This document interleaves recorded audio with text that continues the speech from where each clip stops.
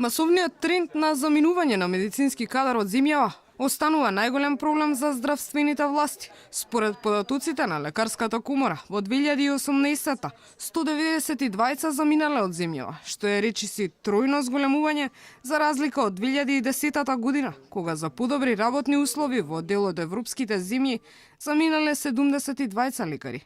Од синдикатот на клинички потенцираат дека ваквата состојба е резултат на долгогодишното незадоволство на медицинскиот персонал и од условите за работа, но пред се од ниските примања. Прво е мотивираноста нормално во делот на платата.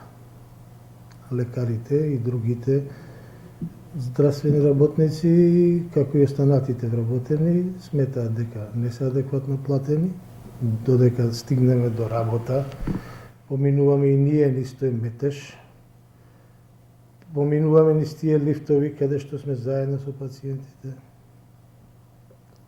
Од работа си идеме исто така.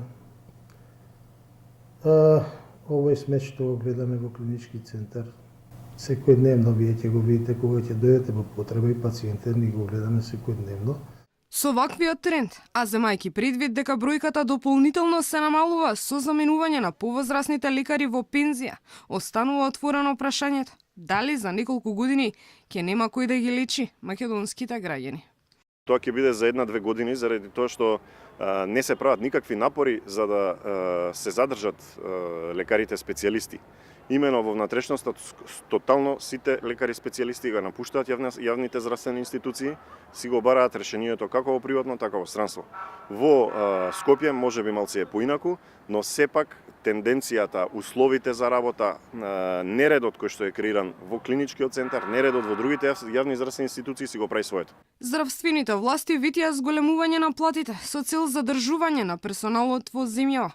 Според она што е засега договорено, од јануари ќе има 10% зголемување на платите за лекарите специјалисти и научниот кадар. Примањата на медицинските сестри и болничарите транспортери ќе бидат повисоки за 8%.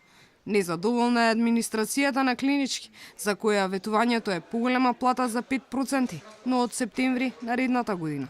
Поради работниците на шалтер, се уште нема дефинитивен договор помеѓу власта и синдикатот.